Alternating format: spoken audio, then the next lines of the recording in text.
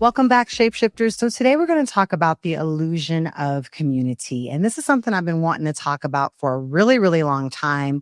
But recently there was this incident in one of the WhatsApp communities here in Mexico City of a Black WhatsApp community. And essentially there were two people that were in this community who had a disagreement. And one person felt like harm had been committed to them and they didn't have a forum to express this harm, let alone have a place to address it, hold the other person accountable and repair it. And it really made me think about all of these communities, I'm putting that in air quotes if you can't see me, that I've been in and really questioning what is community, right? Does community just based on affiliation, like y'all are all in the same community because you're from the same city, or you're all in the same community because you share racial identity or sexual identity, or you have similar interests? Does that in effect make you community with someone? And if so, what does that community's responsibility to maintaining the safety of that community and for addressing harms? And so this is something that I have seen play out in spiritual communities that I'm part of, like Ifa, in quote unquote conscious Black communities, in these wellness spaces, definitely in the nonprofit industrial complex. If you do any type of liberation work, social justice work, sometimes I think social justice work can be extremely dangerous because often there is no space for the harm to get addressed, even amongst Black women, circles that I've been in with people that look like me, right? And so I think part of evolving and part of us moving forward as a people and as a planet is to have a candid conversation about community, a candid conversation about the myth of community versus the reality of community. And I think the myth is that shared identity creates shared values, right? The reality is without structure, without intention, without tools and practices, and practicing the practice before you actually commit the harm, community is more than just a bunch of traits. And I think in ancient times, because communities had a container that held them. They had a spiritual form. They had certain values. They had certain practices that weren't just stated, that were also held together by festivals, rites of passage, initiation practices, councils of elders, rules of law, forums to mediate and deal with issues as they come up. And unfortunately, one of the imprints of living under patriarchy and white psychosis is that the systems that have been built to protect us, particularly if you are of color, if you carry a womb, you live an identity that is not a white, heterosexual, able-bodied male. We see historically many of the systems that are supposed to keep us safe actually can be extremely dangerous. We can't just call the police and know that the police are going to have our best interest at heart. We can't necessarily go to school systems and know that they necessarily have Black children, young people of color's interests at hand. We know that if you do not live a heteronormative experience, that there are many spaces that are not safe. So if we can't call the police, if we don't believe in the judicial system as actually being something that rehabilitates people, because we see the fact that folks who enter into the system never get rehabilitated and they're more likely to commit crimes, then how do we actually address levels of harm?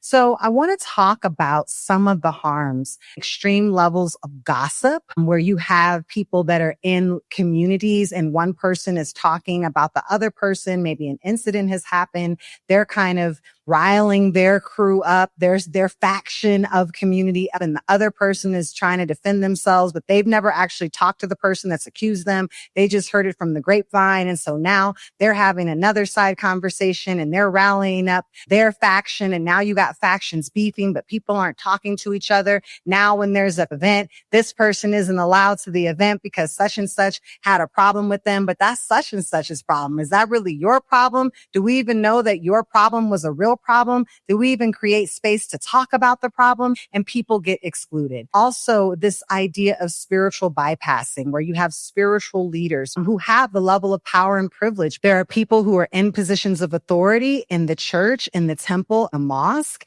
and they take advantage of their authority through sexual abuse, money gouging, and taking advantage of people who literally are coming to you for spiritual service. So we know that people in a vulnerable state, they're trusting their spiritual guide.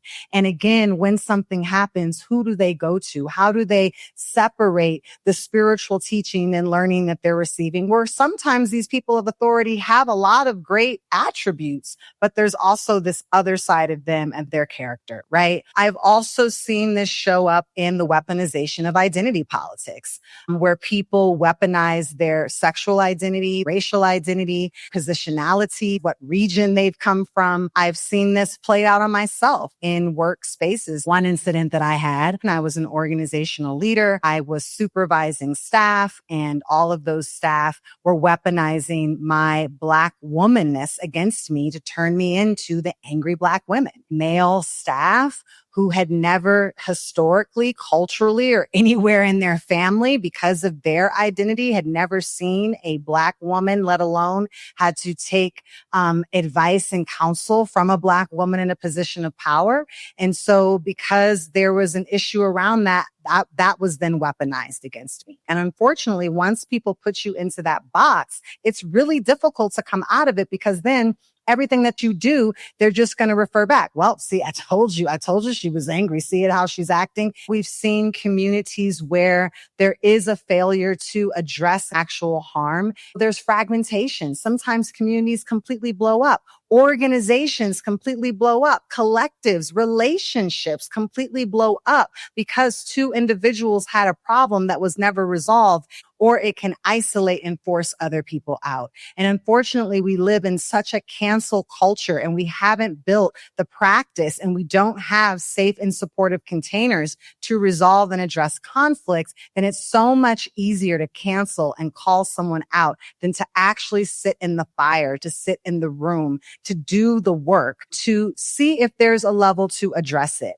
Also, living in a social media age creates challenges, because it's so much easier to go to social media or an online forum than it is to look someone in the eye, to sit someone down. There's things that we may feel comfortable saying online that we wouldn't necessarily feel comfortable saying face to face. We wouldn't necessarily feel comfortable saying in person. There's a level of anonymity sometimes that allows people to get canceled in virtual spaces. And so I do believe that virtual spaces have widened the gap around, one, the illusion of community, because we think we're part of these online communities, but also how fragile community is. That the reality is community is something that we have to continuously nourish. It is a garden. Community is a relationship. Just like you're in relationship with self, just like you're in relationship with your partner, with your family, you also have to be in relationship with community. And so that means, as we learn from ancient Kemet, the glyph for relationship was not the heart. It was the plow.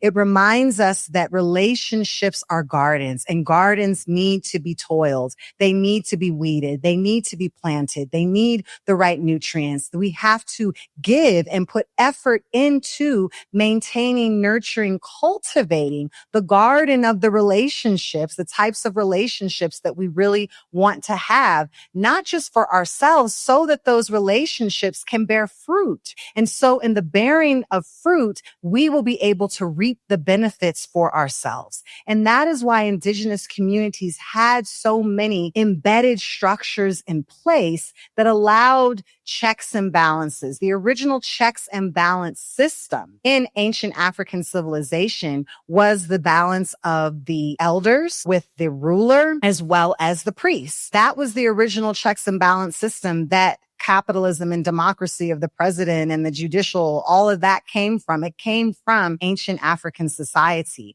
And so even though you may see the king on the throne, you don't realize that the king has to be vetted by the elders, that divination is performed by the priest to make sure that he or she has the divine authority in order to be a ruler, and that they're always in communication and in relationship with each other. We see this even even in the Yoruba tradition to this day of Ifa, when we talk about the Iyami as those who were mislabeled as witches, but we know that that is not a word in Yoruba. That was a word brought by Europeans, and that in fact, they were wise women. They had the power to bring life. They have the power to bring death. They have their own sacrifices that have to be made. And it doesn't matter if you're right with yourself. You can be right with the Orisha. If you are not right with them, then you're out of order. And so even we learn in Ifa that we have to be in relationship with all of these different places of authority. These places of authority hold us into a place of accountability because there's a system in place. We know that community is also a currency. That when we look at the future of where we are going in the planet, that it is going to be your community, your true community that is going to support you when maybe you can't rely on the federal government or maybe you cannot rely on your job. It will be the kindness of people in your community who, God forbid, you get sick or come down on a level of financial hardship or need someone to watch your children or need a place to stay. We really see the currency of community and how it is continuously playing out, particularly in this post-COVID era. And this is why ancient communities built their actual homes in a compound. They built them in a place where people were naturally part of the design because they understood that without people, you would not be able to exist. And so there's that part of us, that human part of us that wants to connect, that wants to be social, that wants to be part of a family unit. That's why we recreate family units wherever we go, even if it's dysfunctional family. A lot of times we're creating family, but we're creating dysfunctional family dynamics. But the reality is we're yearning for social interaction, especially now when we are now isolated. And that makes it even more difficult with technology and the isolation that technology brings. It makes it more difficult for us to come together and be in community. And so there's things that we can do online and it's beautiful, but there's something to be said to sit in sacred circle with someone. There's something to be said to be able to look someone in the eye. There's something to be said to be in prayer in person when you come together and you raise the vibrational frequencies of multiple people touching and agreeing. There's work that you can only be done in person. And in order for us to do that work, we have to have safe spaces. And so how do we move beyond identity politics, beyond shared interests? How do we move beyond affiliation and proximity to actual real community?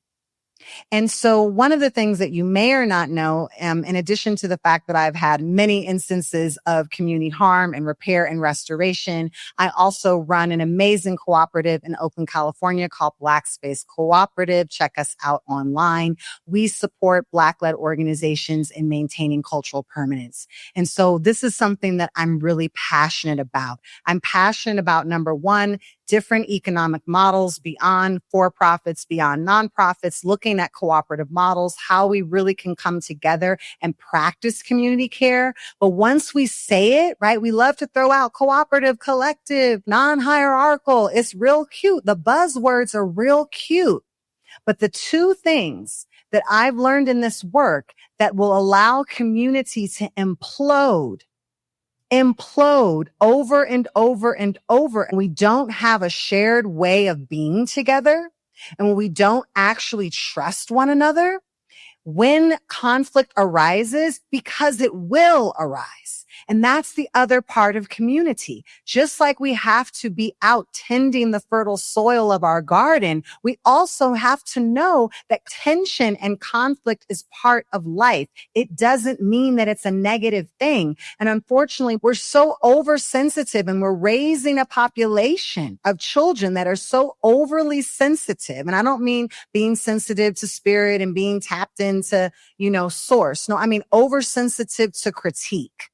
Oversensitive to, you know what? Yeah, you didn't win. You didn't make it first place and you don't get a prize. You got in last and maybe that'll make you work harder next time. Oversensitive. Oh, we don't want to give them grades. Everybody just gets a pass. oversensitive. Everyone has to be included. When we do that, we rob ourselves and our children of the opportunity to truly grow the grit that is going to allow them to build confidence, because we become so conflict averse, as if it's not part of life, that as soon as there's discomfort, we're ready to cancel. We're ready to withdraw. We're ready to remove ourselves. And so part of this is an opportunity for us to do some self-reflection. What is your default when conflict arises? Because again, we love to look at the news and tell the government how they need to be addressing conflict. But how many of us have conflict in our households right now? How many of us have conflicts in our families right now? How many of us have conflicts with work right now? How many of us have conflicts with a friend right now? But we expect the government to be able to resolve conflict, and we can't even resolve conflict in our own home. And I'm going to tell you, if you can't take care of your household, you don't get to speak on other people's conflict. You have to actually walk the walk. So having the level of self-observation within ourselves to understand clearly, do I default into withdrawal and retreat when conflict arises? Do I default into I'm the victim? Do I default into I have to fix this? I have to fix this. I'm the one to fix it. Doesn't matter if the problem is happening with two people in my community. I'm taking this all on my shoulders, and as it's something to be fixed. What is your default place that you go to when conflict arises? And so when we're able to name that and have the self-awareness around it, then you can manage it. Then you can create a set of care tools around how to support you. So when you know that you're going to go into conflict, or when a conflict arises, you've already got the tools in your toolbox. You already know the playlist. You already know the breath work. You already know how you got to talk yourself before you go into it. You can start managing and lessening the level of anxiety. And the more we do that, the more we build that actual muscles to be able to address conflict in real time. So how do we do better? How do we move and create transformative approaches to healing and accountability? Well, the first one I already told you. The first one is knowing what your default is in times of conflict, and how can you create your own restorative care kit of practices to support you. And that's on an individual level, because again, no one is responsible for your happiness. No one is responsible for your mood. You are responsible for that. And so it is up to each and every one of us to be able to manage what is going on with us. That does not mean that harm doesn't occur and we don't need to get to feel some type of way, but the person who has agency and power to truly transform that, first and foremost, is going to be you. So as we are able to do that within ourselves, then we are able to move out into our community and see, okay, first, let me do an audit of my community. What are the values that I hold within myself, and do the individuals in my community reflect those values? Now, look, we're all, living in this matrix. So I know sometimes we got to do stuff. We got to work for people. We got to get that bag. And, as long as we're not killing anybody or harming anyone outrightly, obviously just living in a capitalistic world, we're all creating harm. Every one of us can point to something in our home, probably that we're even wearing right now, that contributed to harm on the planet. So let's not act like we're not harming people. We are all complicit in capitalism. However, when it comes to just your day to day, do the people around you reflect your values? And this audit isn't something about, do they have the potential? This is not about if they have the potential to reflect your values. This is about today. Do they share your values? Yes or no? And it's not about what people say. It's about how they move. You don't have to tell me how much you value your body. I can look at what you put in your body, who's around your body, how you're nourishing your body, how you're clothing your body, washing your body, working your body out. That's how you value your body. I can look at how you value money by the way that you treat money, by the way you talk about money, by the way that the money is sitting in your pocket or your wallet, right? I can look at the way that you value space by walking into your space, by looking at your home. Many of you could look around your home right now and you could get a sense of what you are truly valuing. So value is not based on potential. Now, does that mean people can't build up? Absolutely. But if we're doing an an audit today, we want to take them where they're at today. We want to know who are the people in our lives who share our values. And there was a moment, I think, for many of us in this kind of post-COVID era where we went from not seeing a lot of people because we were all shut down on lockdown. And then, we started seeing people again. And it was kind of like an opportunity, like, well, just because I was seeing you before COVID, do I really want to see you after? Am I seeing you now because I was seeing you before? But maybe you've grown. Maybe you've evolved. Maybe they've grown. Maybe they've evolved. Just because you've known someone for a long time doesn't mean that you're always still sharing the same values with them and that they get to continue being in your community. Because again, community is something that you are going to be nurturing in your own garden. Community requires work. So you have to assess, is this a relationship where there is a shared reciprocity of work in the cultivation of what we're building together? Or is this one-sided? If we're all coming to the garden to do work on a Saturday and you're coming with the values of reciprocity and this other person is coming with the value of scarcity, how are they going to show up in that garden? You're going to be giving away the fruits and they're going to be trying to take them for themselves. So you are not going to be able to cultivate a shared garden with these people. So that is why knowing your values and really assessing if the people around you share those values. Now, how does that look when it comes to collectives, organizations, WhatsApp groups? It can be something as simple as community agreements, points of unity. We don't have to agree on everything, right? And here's the shadow. I don't want anyone to walk away from this episode and go overboard on we have to agree on every single thing and get down the same way and listen to the same music. No.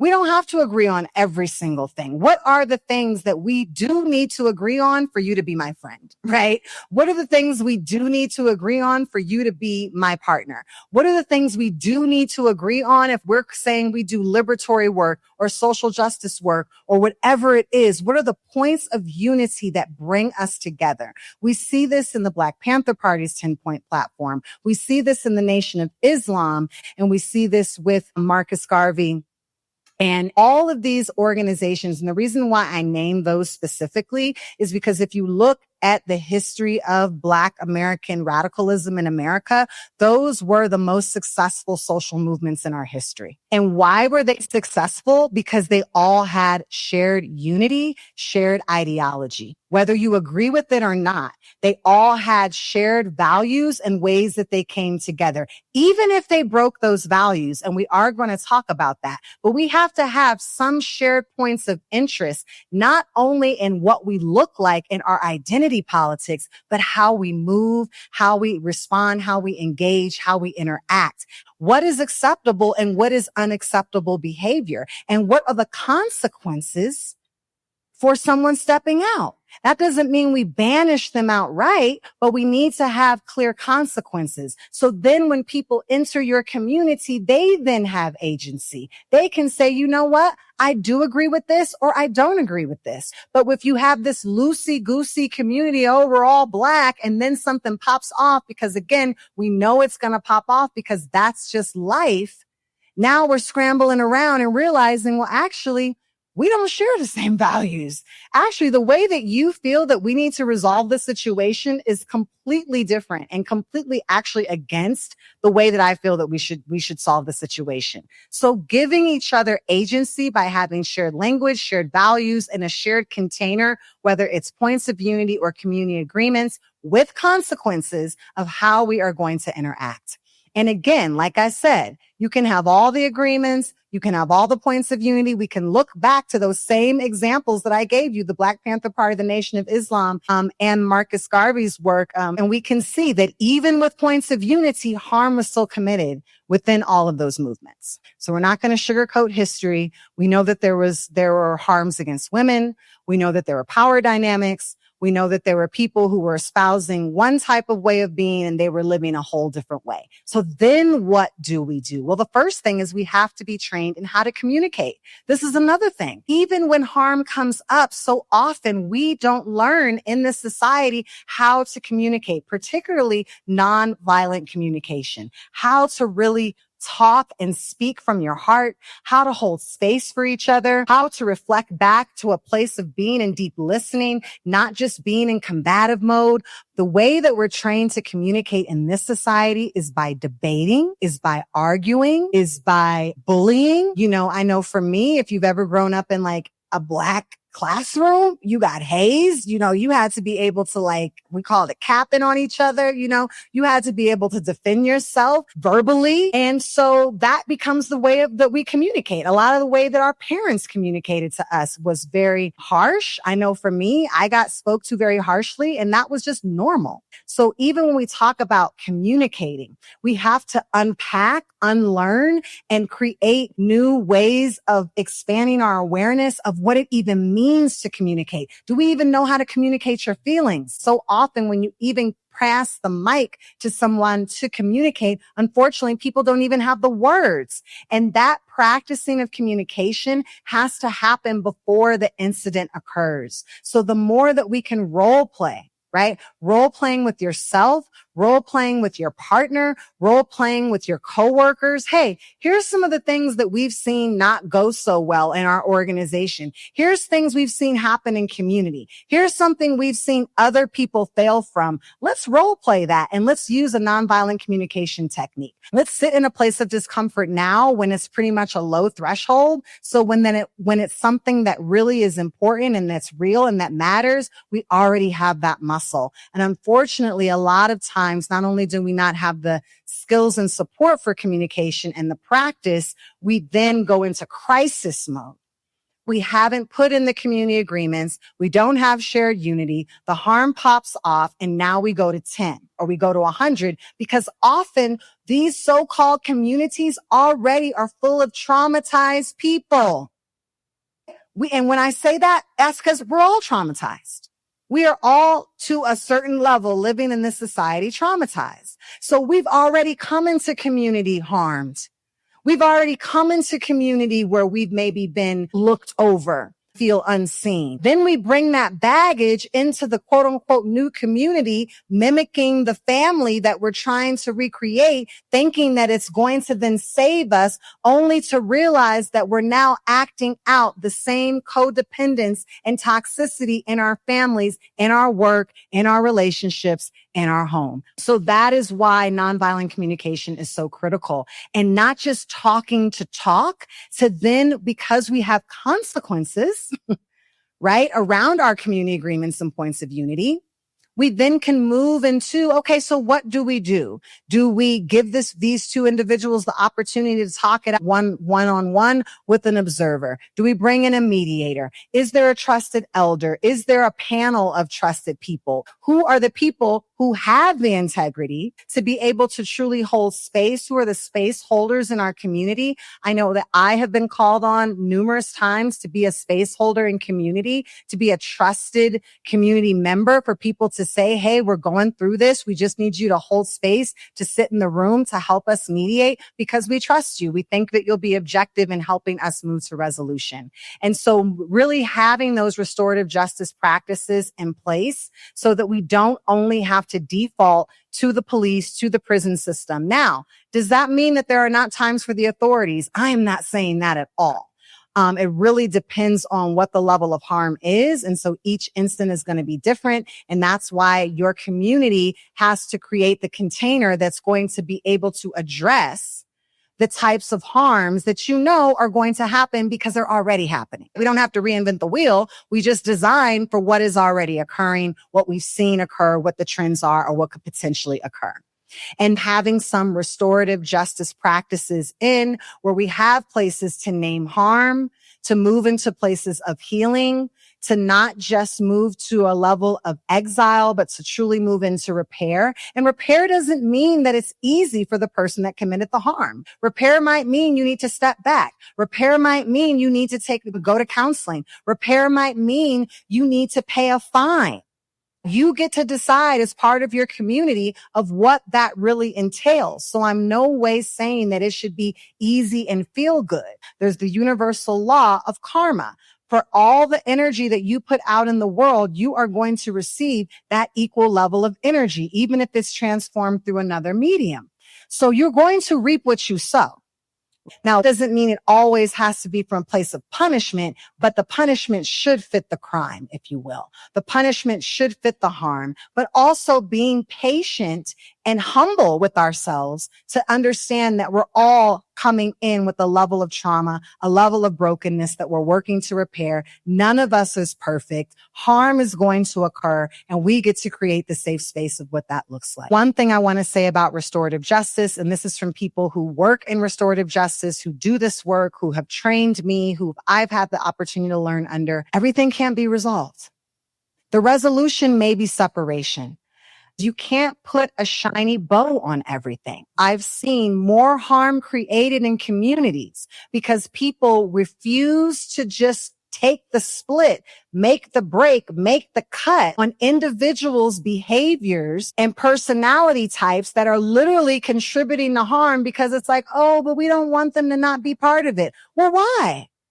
If this person is against our values and they're creating more harm, you can't allow that person to just wreak havoc because one, it sets the tone for everyone else in community that basically all these agreements don't mean anything because this person clearly isn't holding them. And then the work that you're claiming to do as a community can't move forward because you're not aligned. And how many times have we seen that breakdown because we're refusing to just understand that resolution sometimes looks like this person and this person cannot be in the same room, cannot work together, and that's okay. So that allows us to move into a place of practice, a place of reflection, over a place of perfection, to know that this work is ongoing. It is a community practice. We make the room for people to grow, but we also design and set ourselves up for success.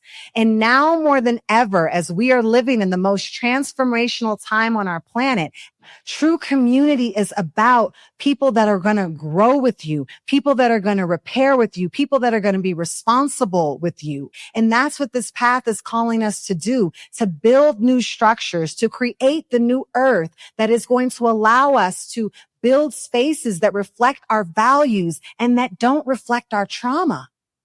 So many of these so-called liberatory spaces are literally microcosms of the same macrocosms that we claim to be fighting against. And so instead, we've been harmed in white spaces, so we just create black spaces to harm each other. We've been harmed in heteronormative spaces, so now we just create queer spaces to harm each other. The harm is still going on. And so it is through our own level of self-awareness. It is through our own sense of our values, aligning with other like-minded individuals, doing the internal work to build up our communication strategies, build up our tools, have realistic expectations and conversations that are going to allow us to dream and to design new ways of being together that are able to hold complexity, hold truth, hold love, and hold liberation. And that is what we're here for, shapeshifters. As I said before, community is currency.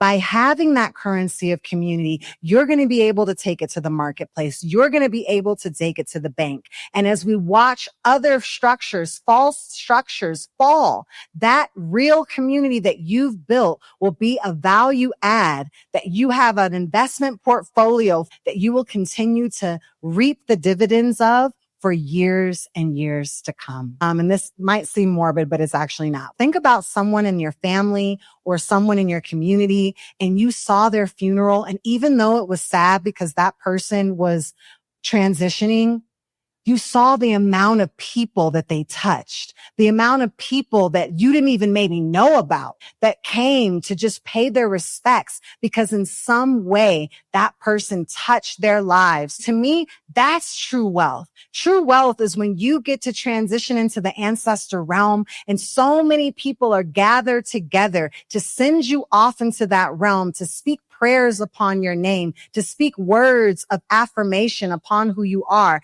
that whether they're your children that came out of your womb and your own bloodline or children that you've adopted in community, you have so many people that support you, that are moving your work forward, that even when you're not here, that culture of community is still paying dividends.